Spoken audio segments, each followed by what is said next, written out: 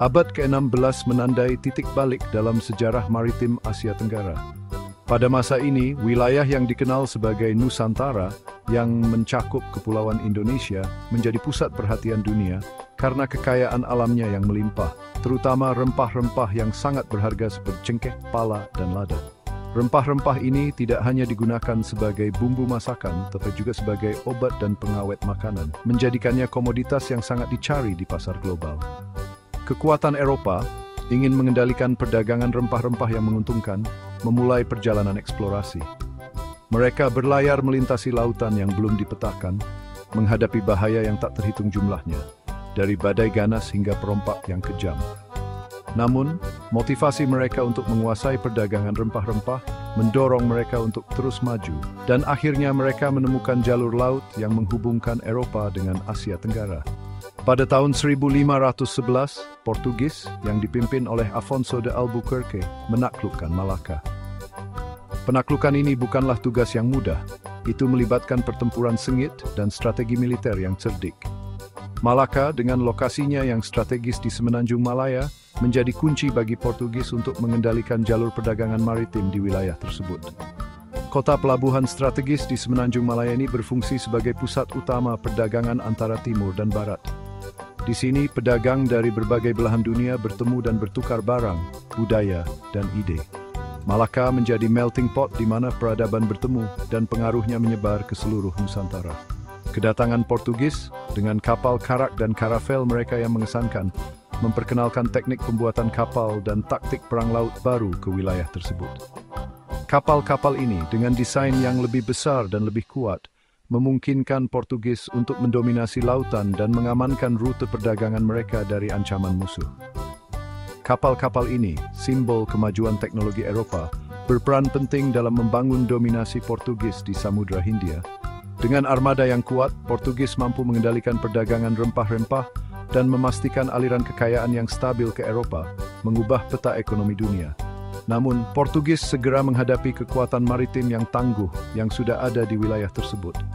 Nusantara, dengan sejarah maritimnya yang kaya, tidak mudah ditaklukkan. Para pelaut lokal memiliki pengetahuan mendalam tentang lautan dan teknik navigasi yang telah diwariskan dari generasi ke generasi. Ini adalah komunitas pelaut Nusantara, Kepulauan Indonesia, yang memiliki sejarah panjang dan gemilang dalam pembuatan kapal dan navigasi. Mereka telah menguasai seni pembuatan kapal tradisional, menciptakan kapal yang mampu menahan kerasnya lautan dan melakukan perjalanan jarak jauh. Selama berabad-abad, mereka telah melintasi bentangan luas Samudra Hindia dengan kapal mah mereka, yang dikenal sebagai Jung Jawa. Kapal-kapal ini tidak hanya besar dan kuat tetapi juga dirancang demat untuk efisiensi dan kecepatan, memungkinkan mereka untuk melakukan perjalanan panjang dengan muatan yang berat. Kapal-kapal ini, jauh dari kata primitif, merupakan keajaiban teknologi pada masanya, menyaingi dan bahkan melampaui kapal-kapal Eropa dalam ukuran, kapasitas, dan kecerdikan. Mereka adalah bukti keahlian dan inovasi para pembuat kapal Nusantara, yang terus beradaptasi dan berkembang untuk menghadapi tantangan zaman. Jung Jawa, juga dikenal sebagai Jong atau Jong, adalah kapal kayu besar yang berasal dari Jawa, Indonesia. Kapal ini memiliki sejarah yang kaya dan panjang, mencerminkan keahlian maritim yang luar biasa dari masyarakat Jawa kuno. Dibangun dengan teknik yang canggih dan bahan-bahan alami, Jung Jawa adalah simbol dari kejayaan maritim Nusantara. Mereka merupakan bagian integral dari perdagangan maritim di Asia Tenggara sejak abad ke-9 dan seterusnya. Jalur perdagangan ini tidak hanya menghubungkan berbagai pulau di Nusantara, tetapi juga menjalin hubungan dengan negara-negara besar seperti Cina, India, dan Timur Tengah. Kapal-kapal ini membawa berbagai komoditas seperti rempah-rempah, sutra, dan keramik yang sangat berharga pada masa itu. Kapal-kapal ini dengan ukurannya yang besar dan kapasitas kargo yang mengesankan, memainkan peran penting dalam menghubungkan berbagai bagian Nusantara dan memfasilitasi perdagangan dengan Cina, India, dan Timur Tengah. Dengan panjang yang bisa mencapai lebih dari 50 meter dan lebar yang cukup untuk menampung ratusan ton barang, Jung Jawa adalah raksasa laut yang mengesankan. Kapal ini juga dilengkapi dengan layar besar yang memungkinkan mereka berlayar dengan cepat dan efisien. Jung Jawa lebih dari sekadar kapal barang. Mereka adalah kota terapung, mampu mengangkut ratusan penumpang, termasuk pedagang, peziarah, dan bahkan bangsawan. Kehidupan di atas kapal ini sangat dinamis, dengan berbagai aktivitas perdagangan, ibadah, dan sosial yang berlangsung sepanjang perjalanan. Kapal ini juga dilengkapi dengan berbagai fasilitas untuk kenyamanan penumpang, seperti tempat tidur, dapur, dan ruang ibadah. Kapal-kapal ini merupakan bukti pengetahuan pembuatan kapal dan keterampilan pelaut yang maju dari masyarakat Nusantara. Proses pembuatan Jung Jawa melibatkan berbagai tahapan yang rumit dan memerlukan keahlian khusus. Para pembuat kapal menggunakan alat-alat tradisional dan teknik yang telah diwariskan dari generasi ke generasi. Setiap kapal dibuat dengan perhatian yang teliti terhadap detail, memastikan bahwa mereka kuat dan tahan lama. Kapal-kapal ini dibangun menggunakan metode unik konstruksi papan pertama, di mana papan-papan diletakkan dari ujung ke ujung tanpa memerlukan rangka struktural.